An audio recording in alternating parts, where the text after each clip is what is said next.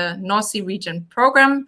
Some of you might know me. I'm happy to be here today with you, and it's great to see that so many have signed up for this webinar. I'm actually here today with my colleague Anne. Hi everyone, I'm Anna. I'm also project advisor, and yeah, welcome to the webinar.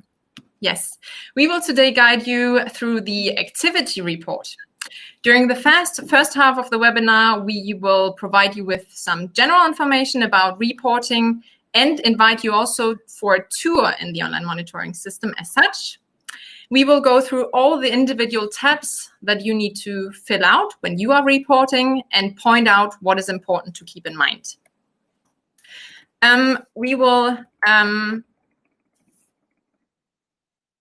We have also prepared some polls for you. So in between, we will kind of test your knowledge. And afterwards, during the second half of the webinar, there is time allocated for a question and answer session. And this is it for the next hour, more or less. I would like to say a few more words about the tool that we are using today. It's called Click Meeting, and you have all managed to sign up successfully. That is really good to see. What I would like to point out that it will only be Anna and I who can have the camera switched on and the microphone. So you can search for a camera or microphone button, but you will not find one. But what we have for you is the chat function in the right column of your screen. And you can use it in case you want to let us know that you have technical problems. Maybe the sound quality is not good enough. But we would also like to encourage you to use it if you have questions that are connected to the presentation that we will actually give today. So you're welcome to post them immediately in this chat function. But please remember to put a question mark at the end, because only when there is a question mark at the end, the system will recognize it as a question. And we can get back to that later during the second half of our webinar. Last but not least, the webinar will be recorded and made available on our website later on. But now that you have learned a bit about us and what we have prepared for you today, I think it's time to get to know you a little bit better. Exactly. We've presented us, and now we would like to know a bit about you. We can see that 56, 57 people are present at the moment. And we just have a quick poll with a couple of background questions. I hope you can see it on the screen now. Just fill it in. I'll give you a minute. And if you scroll down, you can actually see further questions. It's 3 questions in total.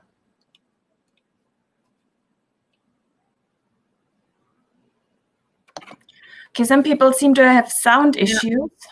Some people can hear us. No sound. Were the others able to hear me? Okay, there seems to be variation between who can hear and who can't hear. Okay. Okay, most seem to be able to hear. So I hope, the session is being recorded. If you can't listen in, I think maybe it might be worthwhile just to wait until the recording is up. Okay, it was Jenny that you couldn't hear, so you can hear me. Hopefully it will be better in a minute. Okay. Let's just give it a moment. Okay, I can see that 75% have filled out the polls right now, so I will end the voting and share the results. And you should be able to see them on the screen now. So we can see for the first question that most of you are actually beneficiaries, but there are also some lead beneficiaries and some others. So welcome to all of you. When it comes to experience for the reporting, some have experience, but the predominant majority does not have reporting experience. So I think it's really worthwhile to have this webinar and to introduce progress reporting and the OMS a bit more closely. And last but not least, are you looking forward? That's good. One person is not looking forward, so I hope we can convince you that is actually worth your while. Perfect. Thank you for introducing yourself.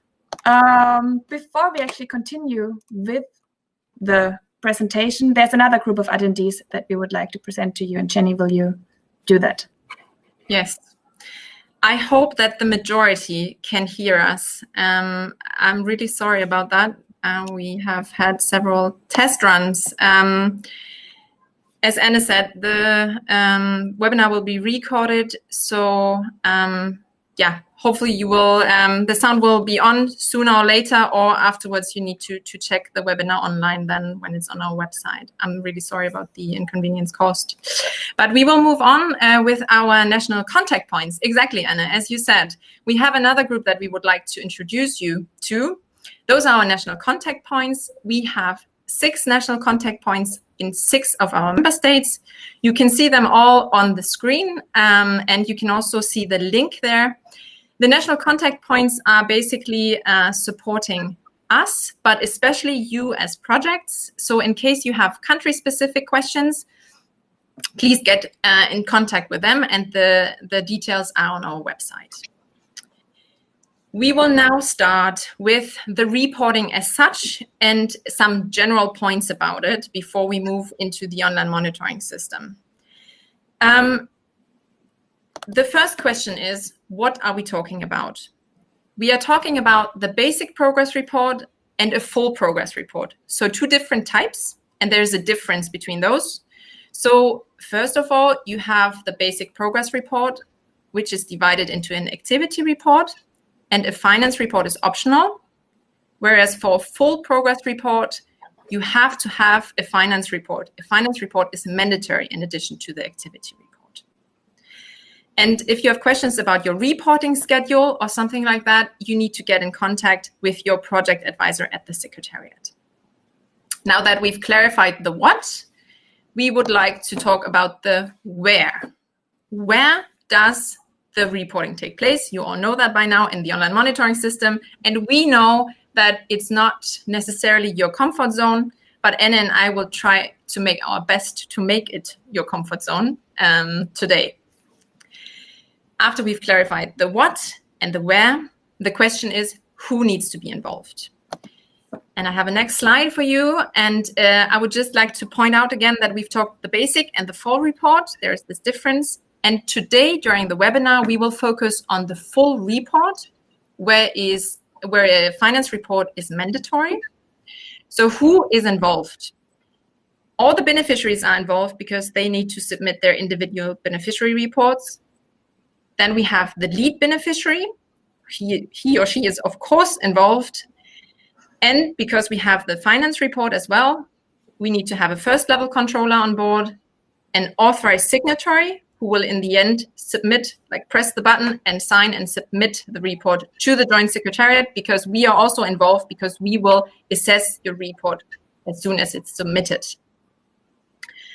And now I will dive into the how, and we have taken some really nice pictures for you here.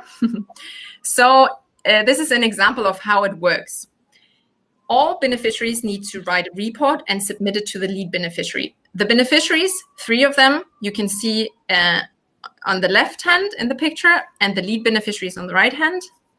So they are basically delivering their reports to the lead beneficiary. One remark here. We have a flexible setup here at the North Sea Region Program.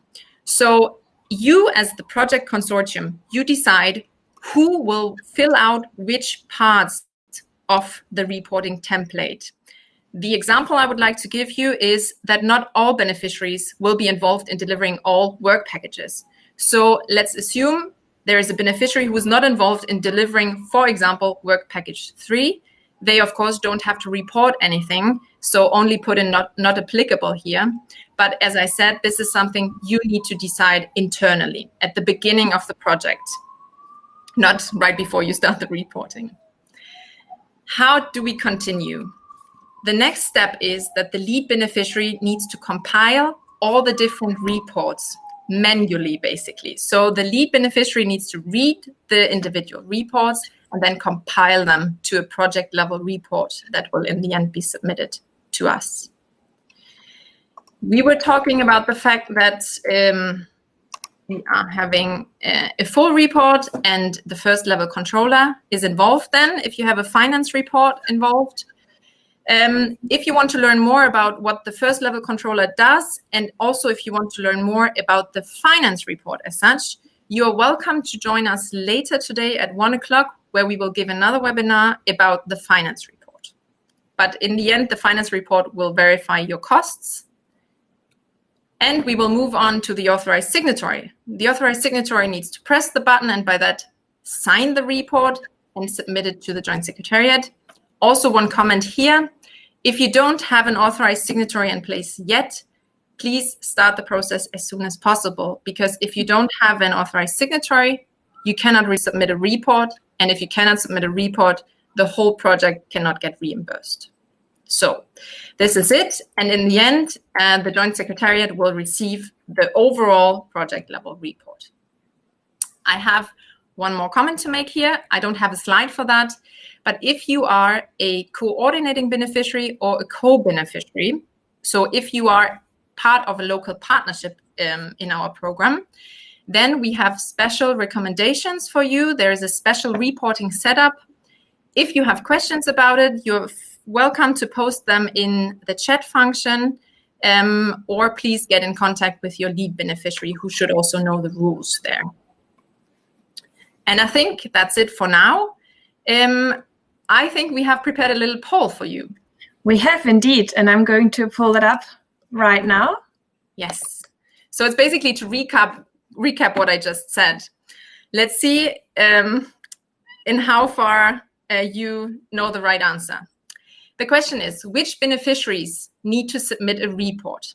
Is it only the lead beneficiary, only those beneficiaries that have an appointed authorized signatory, all beneficiaries, or only those beneficiaries that worked in the project in the reporting period?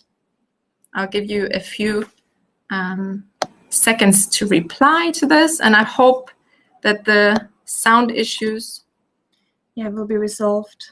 Yeah, but I can see that we at least have some general questions, and that's good because we will get back to them later. Exactly, as you said before, the questions, they will all be answered at the end of the webinar. Mm-hmm. So, Anna, 67% have answered. Shall we just wait another 20 seconds? Yeah, but I think we'll end the voting. I'll end the voting now and share the results. Okay, so what we can see here is that this is not a very good result, I would say.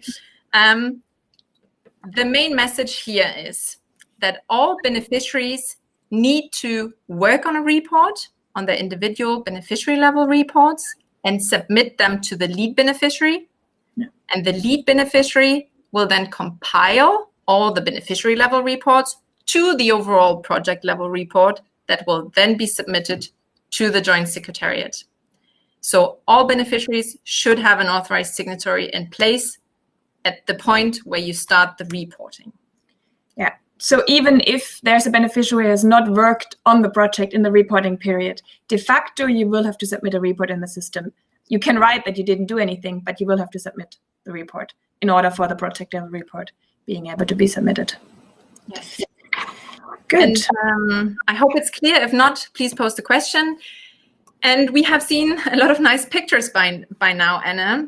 How does that work in the online monitoring system? So how does it look like, and how do we start the process in the online monitoring system? Yeah, and we've been thinking about how to best do that, and we thought the easiest might really just to share the screen, go into our test account, and show you what it looks like in the OMS. And I'm going to do that now, so I'm going to start screen sharing.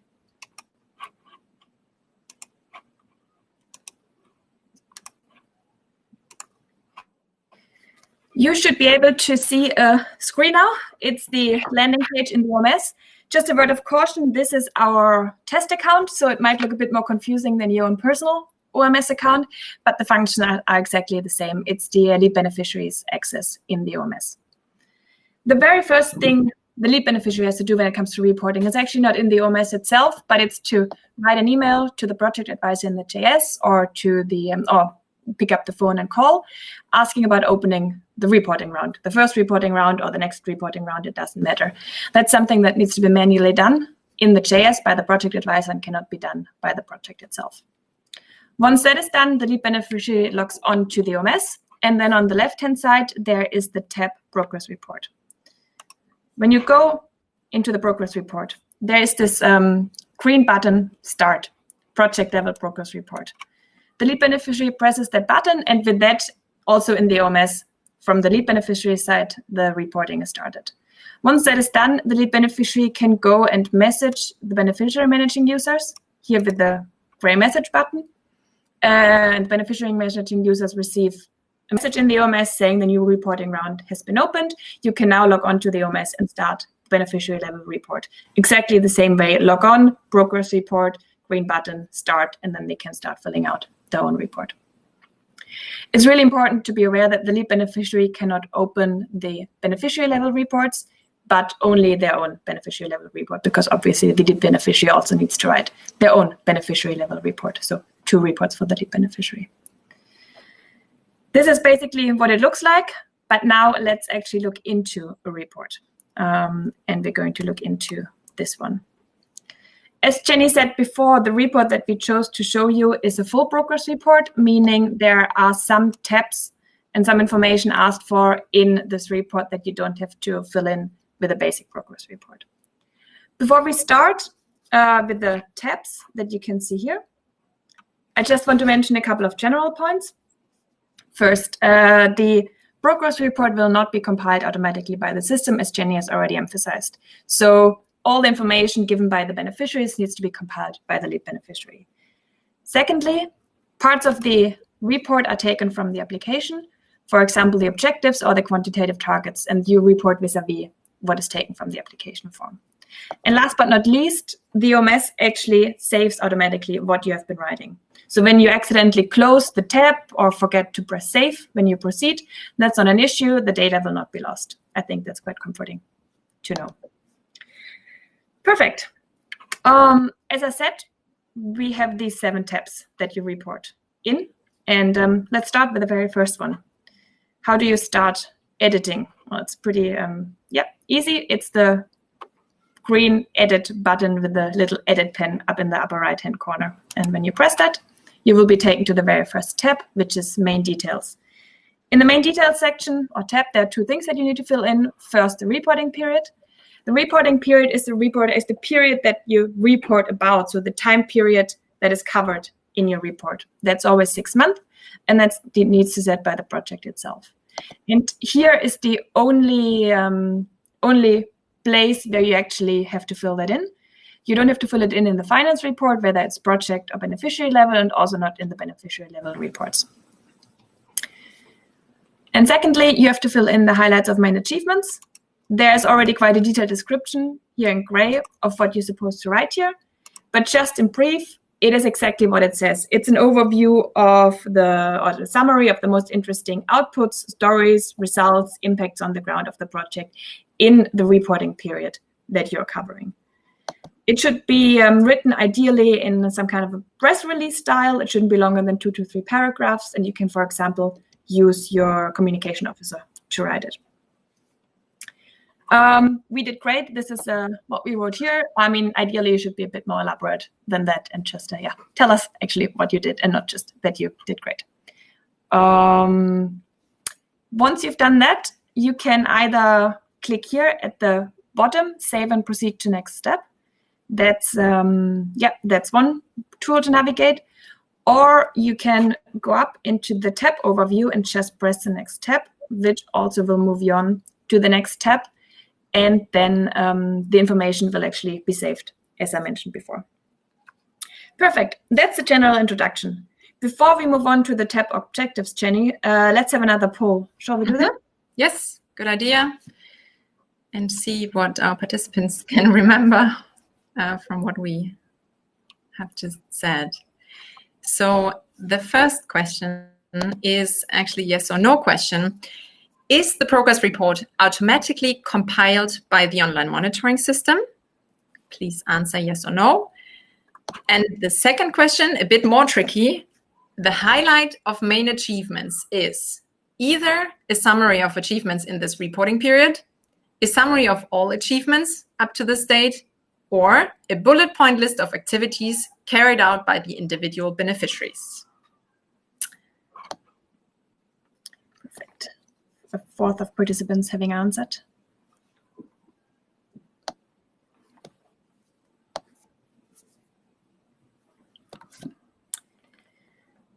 Perfect.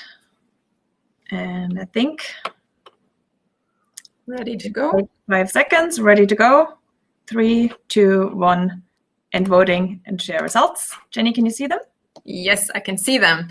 Perfect. And the question was if the progress report is automatically compiled by the online monitoring system, and the majority of you answered with no, and that is entirely correct. The lead beneficiary needs to do that manually, basically, so in the online monitoring system, but still it's the job of the lead beneficiary who needs to do that. And the highlight of main achievements question is, of course, a summary of achievements for that particular reporting period. Well done, I would say. Yeah. And I think we can now move on with the next tab in the online monitoring system, which is the tab Objectives. So as soon as Anna hold it up. Here we go. Yes. Can you see it? Yes, now I can see it. I hope that our participants can also see it. So what we have here are 3 different columns. The first column is objective, description of objective. This is actually taken from your approved application form. In this case, we only have 1 test objective. It's our test account. So 1 test objective in here. You will approximately have around 5, I would say, specific objectives there taken from your application form. The only thing you need to fill out is the column level of achievement and explanations. And you can do that by clicking on the little pen in the left column. This is the edit button. And then you can see what you need to fill out. First of all, the level of achievement. You can choose between fully achieved, to a large degree, to a minor degree, or not achieved. And I would say, since you are all newly started projects, more or less, you have achieved this specific objective to a minor degree. And now about the explanation. We would like to know what you have achieved with regard to the individual objectives and how you have achieved it. Here, there might be a little repetition with the work packages that you have to report on later. But the main message here is that the explanation should be quite reflecting what you have done. You should reflect upon what you've done, whereas for the work packages, it's more descriptive.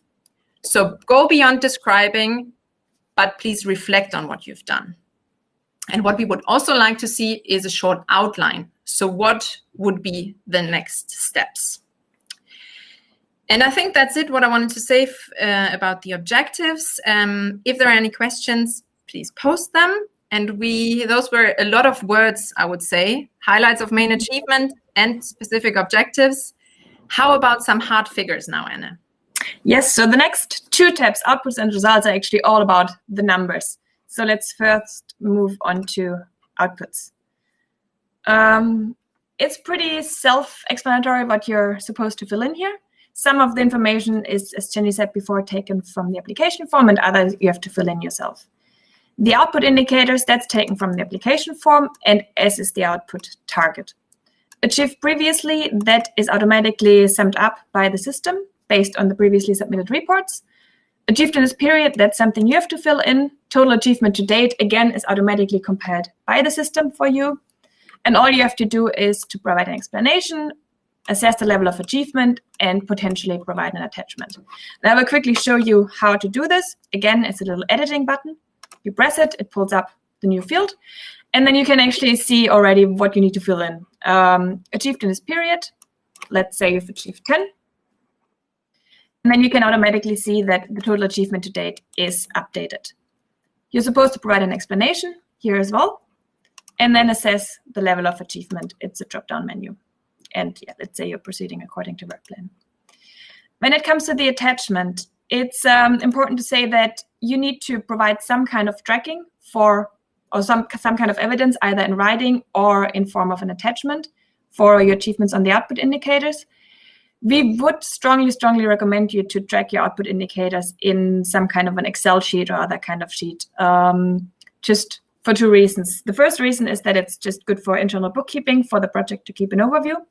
But secondly, and more strongly maybe also, is that you will be asked for such an overview, such a sheet with a very final report. And it's quite difficult if you have to pull together all the information after 3.5 years of project implementation. So we would strongly recommend you to, well, during project implementation, actually start developing an overview of your quantitative indicators. Exactly, and then you can attach it here also for us to see that you do actually have that indicator overview. And on our website, we have guidance for that. So we have best practice example, and I think there are also quite a number of best practice examples by projects themselves, which is working really well. And then you press save, and you proceed to next step. Well, once you fill out all the other outputs as well. And you forward it to results then. But of caution, results you only need to report with the full progress report. So you will not be asked for your achievement on results with a basic report. But then at the end of the day, it's a similar story to the outputs. The result indicator is indicators are taken from the application. So is the result targets and the measurement unit. You have to fill in the baseline value. Achieved previously is summed up by the system. Achieved in this period is entered by you. You provide also explanations, level of achievement, and an attachment. Now, when it comes to the attachment for results, it's important to emphasize that you, the project, are the expert when it comes to how to measure results.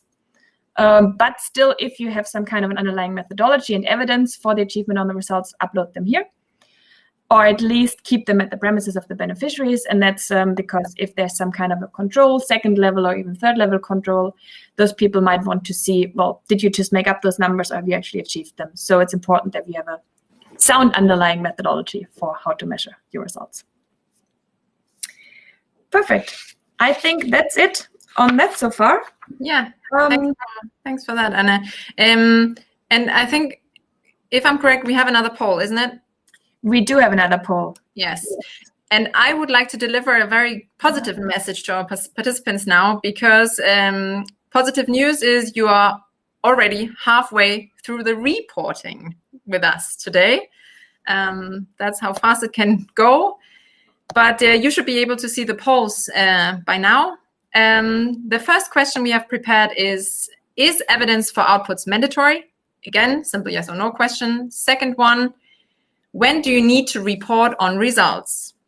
Only with a final report, with every full progress report, or with every basic and every full progress report? Let's wait and see.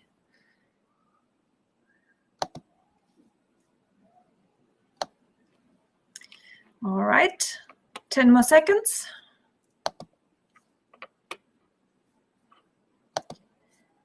And yeah, end voting and share results.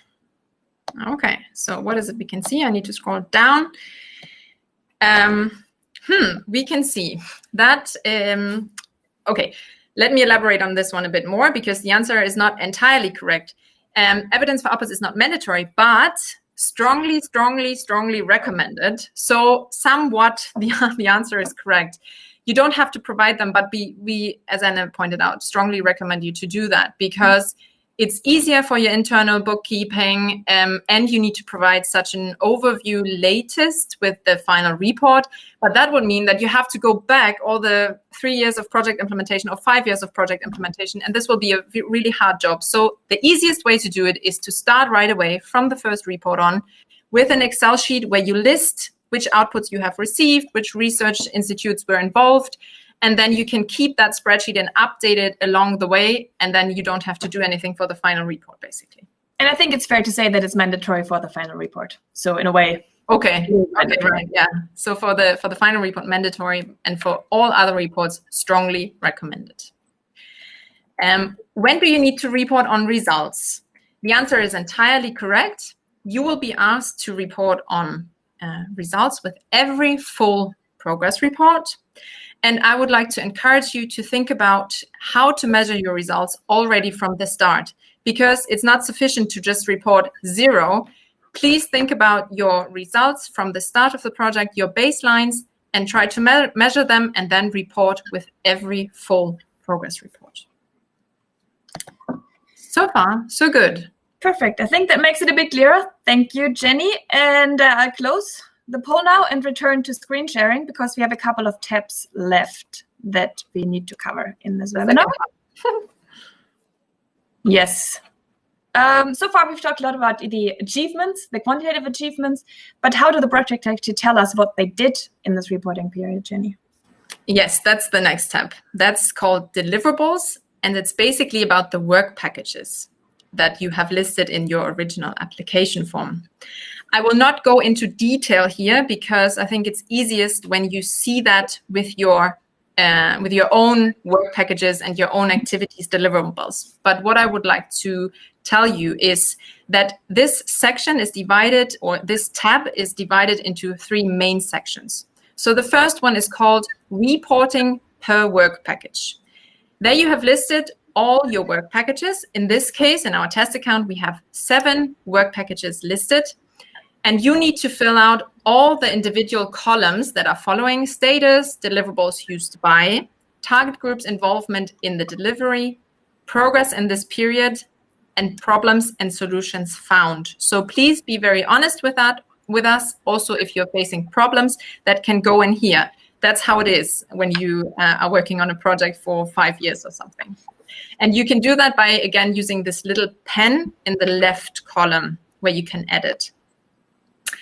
Let's move on to the second section. That is called progress on activities and deliverables. What you can see here is all the individual activities and deliverables that are listed per work package in your original application form. So just an example here, you can see work package 1 has, in this case, listed 4 individual activities deliverables that you need to report on. So everything is taken from the original application form. The target, for example, also. Achieved previously is taken from your previous reporting round. What you need to fill out is achieved in this period, which will then automatically be accumulated to total achievement to date. And then the remaining part will also be automatically calculated. But then last but not least, you need to fill out the status and provide us with a description of progress and an attachment where relevant. We'll talk about attachments a little later. That's the second part. And then last but not least, we have the section called Progress on Communication Objectives. You will see, when you enter your reporting template, you will see all the communication objectives that you have listed in your application form. And then you have to report on the status, the target groups, and again, provide a description of progress and an attachment. And I think that's it for this tab. Now you know how it looks like, and then you can dive into the details when you see your individual in your individual screen, so to say. Exactly. And that's actually it for the basic progress report, but we are in a full progress report, which means there is yet another tab that you're required to fill out. And that's the tab details, which basically is a couple of more detailed questions that you have to fill in with some text. And it's pretty self-explanatory as well. You are asked about communication updates. And generally, after every tab or every field, there is a very good description of what you are required to write here. So I'm not going into depth on any of them, or on most of them. You are asked to write a bit more about transnationality, about knowledge transfer, about project implementation, were there any issues that you encountered in the reporting period, investment and equipment, activities outside the eligible area, and capitalization and results. And generally, because this is only part of a full progress report, here you can cover the entire year. So the reporting period of the previous basic report plus the reporting period of the full progress report. I just want to go a bit more in depth on transnationality because that's quite important and relevant for our program. We are a transnational funding program. So transnational cooperation and collaboration between the partners is really at the heart of what our projects are doing, or what you are doing. I mean, you are our projects. This is the only time where you're explicitly asked to elaborate on the transnationality of your project. So only in the full progress report in the detailed section. And here basically you asked to elaborate what is the added value of working transnationally, how did you work transnationality, how did the partners work together, and how was this better, and how did it further you towards achieving the goals of the project vis-a-vis the partners working individually or by themselves. It doesn't mean, though, given that this is the only time where you explicitly are asked to address it, that you should not consider it throughout reporting. it's really, really relevant that whenever you write a text, be it a description or an explanation or the highlights of main achievements, that you always implicitly keep in the back of your mind the transnational angle of what you've been doing, and that you try to pull it out a bit of the writing. That's really, really relevant for us. So don't only think about it here, but really consider it throughout the entire reporting process.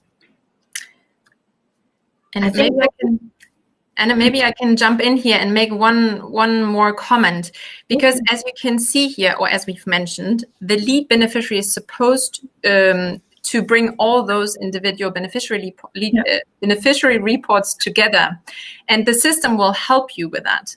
Yeah. Here's an example. When you see knowledge transfer, you can see, not really because we don't have any beneficiaries reported, but you would see as lead beneficiary what the individual beneficiaries have mentioned here. Yeah. So it's basically already summarized for you, so listed, and you can then come up with the explanation for the project as such.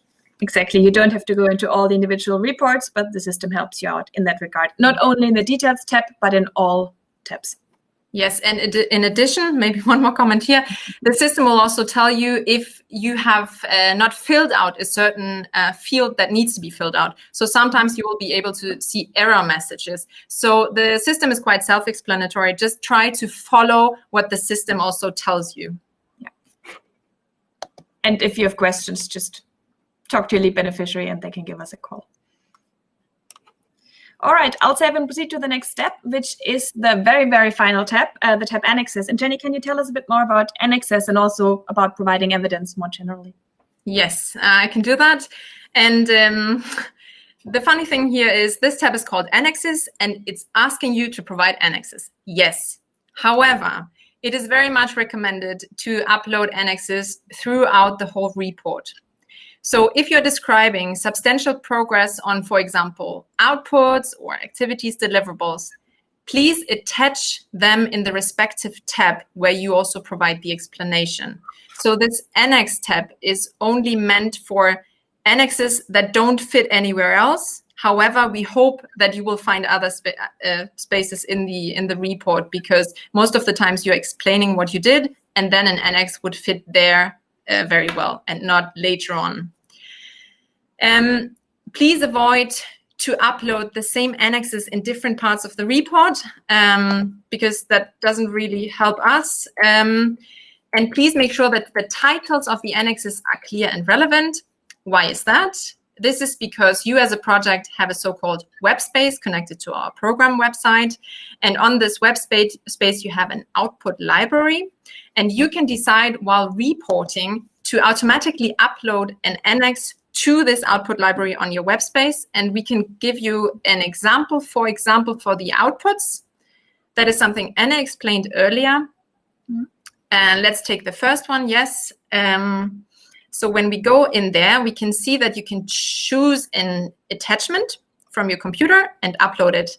And the next step is the system will ask you, do you want this annex to be uploaded automatically to your output library? You can say yes, but if you do so, it would be great if the title is very clear to visitors of your web space. Last but not least, there are different opinions about what should be annexed and what should not. The general summary would be that we need to see meaningful evidence of major achievements, supportive and interesting annexes, and don't panic. You don't need to have an annex for each and every indicator, for each and every activity you are doing, but for the major milestones, I would say. Yeah, I agree. Perfect. And that is the very final tab. Once you're done and have filled everything in, you can press the button Save. There's no proceed to next step. And that will take you to the overall overview. It should. Yes, here we go. Once all these red fields have disappeared, you will be able to press the button Complete here at the right top corner.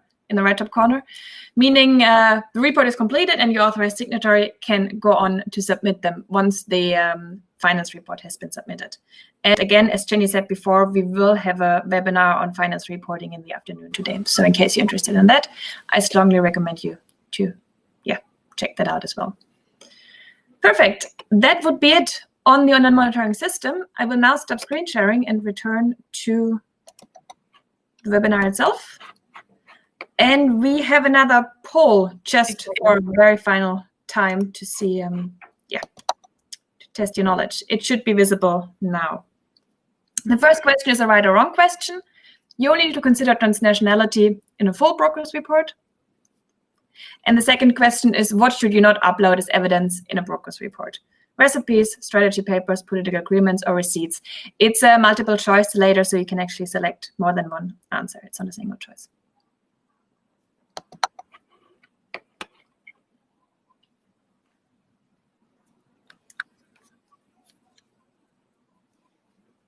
Perfect. Let's wait 10 more seconds.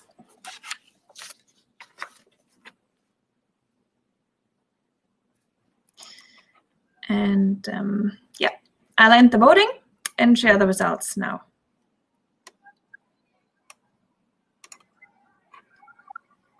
Perfect. As we can see, you need to only consider transnationality in a full progress report. It's a bit of a trick question, actually, because explicitly you only need to elaborate on it's a really difficult word, transnationality in a full progress report. It's only in the details tab.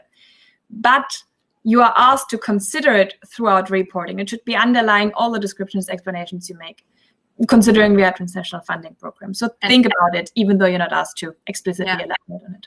And not only in the full report, but also in the basic report. Exactly. It should be an underlying topic. Yeah, like a red thread. And the second question, what should not be uploaded as evidence in a progress report? Recipes, if you think of cooking recipes, no. I mean, unless your project is about cooking, which I think we don't really have projects touching on that. And neither do we need receipts. And I think most of you caught onto that. Receipts that might become relevant in finance reporting. And again, we will have the webinar on finance reporting in the afternoon. Perfect. I think we are nearing the end of this webinar. We do have a couple of more general points that we want to elaborate on before we move on to the Q&A. So I'm going to return to the presentation that we had started in the beginning. Thanks, Anna. And then I would like to elaborate a bit more on what good writing is, because quite often you'll be asked to provide quantitative assessments, but you will also be asked to provide descriptions and explanatory texts. Good writing, of course, depends on the project you're dealing with, but some general rules here are: please use clear, concise, and simple language. Go beyond describing and keep self-reflection in mind. And feel free to use bullet points, but please avoid cataloging activities, because this goes back to the transnational aspect that we've highlighted several times now. If you only say beneficiary A did that, beneficiary B did that, and beneficiary C did that, that doesn't really make sense. What is it you've achieved together and what is you've done together?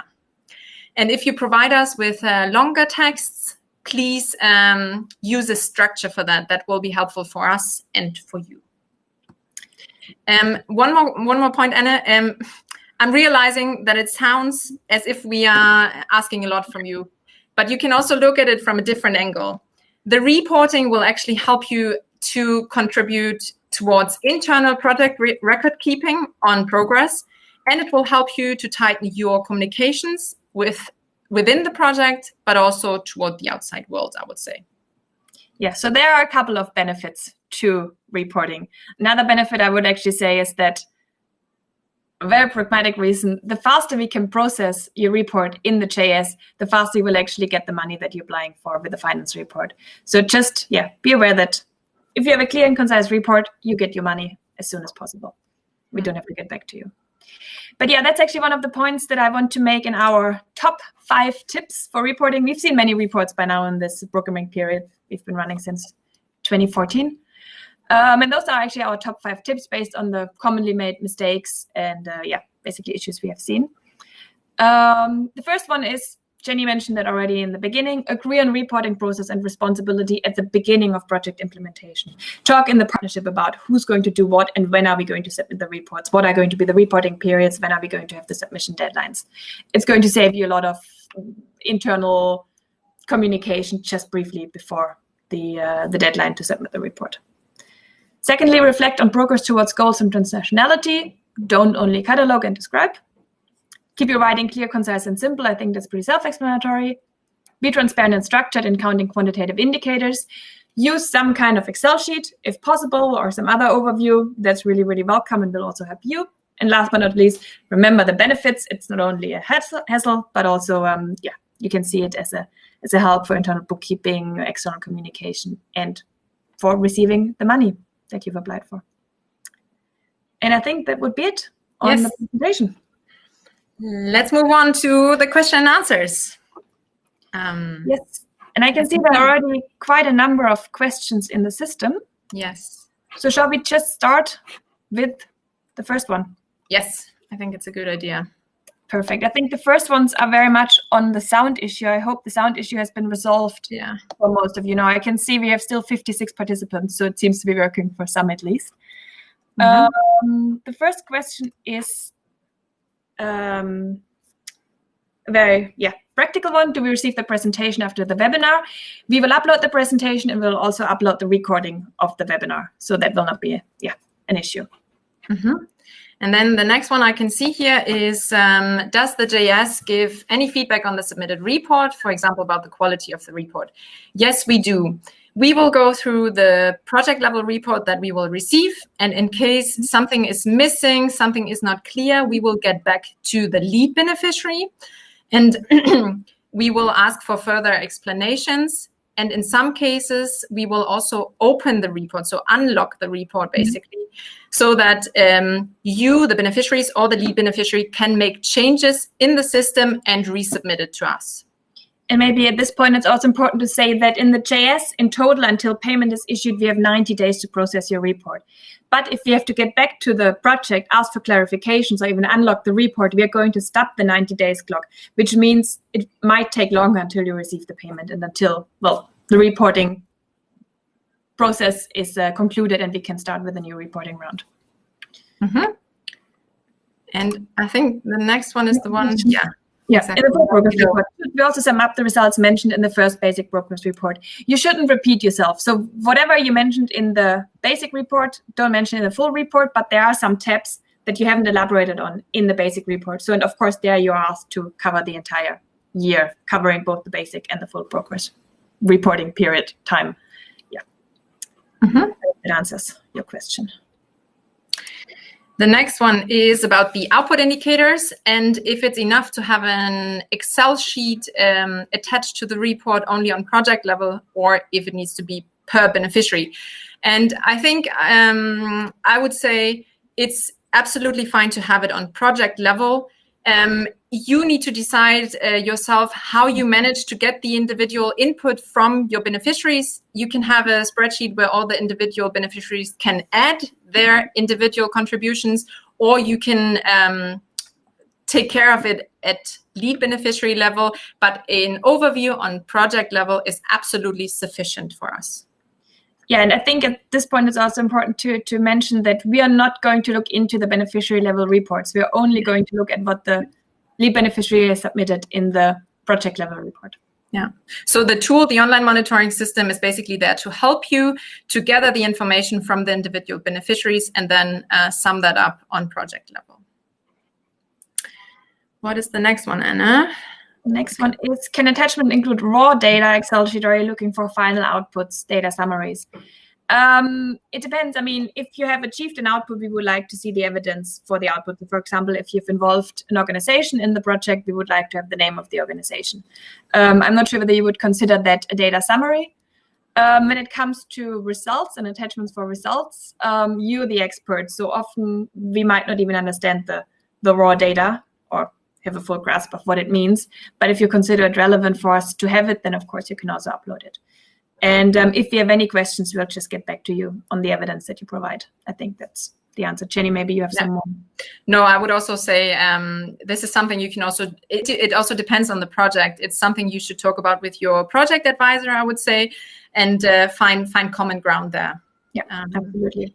And I just want to highlight that now we are having the questions and we are providing the answers, but if something is not clear yet, please use the chat function again and post another question, and we will hopefully have the time to get back to that then at the end, because we are going through them in a chronological order. And the next one I can see is the question from Thomas, who is asking, do I need an FLC for a basic progress report in which I do not do a financial report? The answer is you do not. The FLC doesn't have to be become active here, but we encourage all our projects to start procuring for a first level controller before you start your first report, because this whole process of designating a first level controller takes a little bit of time also in the online monitoring system, not only the procurement outside of the online monitoring system, but also designating a first level controller in the online monitoring system. So you don't need to have one for a basic progress report where you don't report on finances. However, we strongly recommend you to have one in place already. So start before your first report. Yeah. The next question, is a test version available of the basic reporting and the full reporting in the OMS? And unfortunately, that is not the case. But what we can offer is the reporting templates. We have them on our website in PDF format, so you can have an overview. But that might actually be something to take on for the new programming period and the new version of the OMS. That we can look into making it gamified a bit more, the OMS. Yes, and another version would be that we open the reporting for the project, so for the lead beneficiary. As Anna explained in the beginning, the lead beneficiary can then go in and inform the beneficiaries that the reporting is open. And if there is an internal agreement between you all that you will just have a look what the system looks like, and in a project meeting afterwards decide who will fill out what, that's also a possibility, so that you can see how the system as such looks like when the report is open, I would say. Exactly. Yeah. So then we have the question from Natalie. What role does the online monitoring system play in the appointment of FLCs? We will elaborate a bit more on that later at 1 o'clock, and I think I've also touched upon that already. So there is a designation process in the online monitoring system where the beneficiaries need to fill out who will become their first level controller. The first level controller needs to agree, and then there is a designation body behind the curtain that you will not really see, but in each and every member state, and they also need to approve that you will get this first level controller as your first level controller in the project in the North Sea region program. So as I mentioned before, it will take a little bit of time, so start the process as soon as possible. Yeah. And that's the last question so far. So if you have any further questions or want some clarifications on our answers to some of the questions, write it in the chat function and we can pull it up after that. Do you want to see graphs, tables, result of statistical analysis? I think it depends, I would say. It's really difficult to give a clear-cut answer. If it's relevant, if it's underlying some of your major achievements, if it's interesting and if it's easily understandable, I would generally say yes. If it's very, very, very technical, I would say it's sufficient if you keep it at the premises of the beneficiaries to be able to provide the evidence. But I think that's really on a case-by-case basis. And if you consider it necessary, just upload it if you have questions. Again, we will get back to you on that. Yes. Nothing to add from my end, but there's a next question. Who will sign the project partnership agreement? Mm-hmm. So when we are talking about the partnership agreement, it will be signed by all the beneficiaries of a project. So all the beneficiaries plus the lead beneficiary. Yeah, that's an easy answer, I would say. But who needs to sign it? Who needs to sign it? Yeah, who needs to sign, the beneficiaries and the lead beneficiary? No, but who of the beneficiaries? It doesn't need to have. It doesn't have to be the authorized signatory. That's a question we often get. There's a distinction between the authorized signatory, who is the signatory in the OMS, and the person signing the partnership agreement. It has to be someone who can officially enter into commitments and legal obligations on behalf of the partner. It doesn't have to be the head of the department or the leader, but someone who is legally allowed to sign on behalf of the organization, if that answers your question. Yes. But we have one more, yeah, exactly. Follow up to the first level controller question. The tendering process takes place outside of the online monitoring system, correct? Yeah. And I think it's also fair to say here that, not sure where you're from, Natalie, but in Sweden, there's only one organization doing the FLC checks in Interreg programs. That's Tillväxtverket, and you don't have to tender for them. And I think there are also special rules in Belgium. Exactly, in Belgium. Yeah. There's a pre-tendering. Lastly, there's a question from Beneficiary University. I don't really understand the question. Can you elaborate a bit more on it? It's a follow-up to the partnership agreement, Anna. Oh, okay. I see. Yeah. It depends on the internal setup and the internal, legal setup of the university. So when you're in doubt, just check with the legal department and ask them who can enter into legal obligations on behalf. Okay. And the person is happy with the answer, but good. Not a question, but a comment. That's good. What? Very good to hear that the webinar is appreciated, and I really hope that all of you can hear us by now. Yeah, fingers crossed. It's actually the first larger scale webinar that we're doing, so I think it's a good exercise, also given the current restrictions with actually traveling. We were planning on having an implementation seminar in person on the ground, but unfortunately, that didn't happen. So I think it's a good alternative to do it in a virtual setting. Yes. And I think if there are no more questions, I would one more time like to highlight that we have this webinar later today at 1 o'clock about the finance report and how it works, and where we will also elaborate a bit more on the first level control. If there are no questions left. I think some people are still typing. Oh, we cannot see that. That's good to hear. Whether any questions are incoming? Yeah. Okay. Yeah, the audio issue due to initially opening in Internet Explorer. Thank you for pointing that out. That's something we'll have to take into consideration and also emphasize that maybe Chrome or Firefox work better. We should also, Jenny, have you already mentioned that we're going to forward after that to a survey? A brief. That was what I wanted to do. I cannot see any more questions. Can you, Anna? Not right now. No. Because what we would like to say then, last but not least, thanks for your participation. We hope it was helpful for you. If there are any follow-up questions, please try to contact your lead beneficiary. And if your lead beneficiary doesn't know the answer, they are welcome to contact the project advisors at the Secretariat.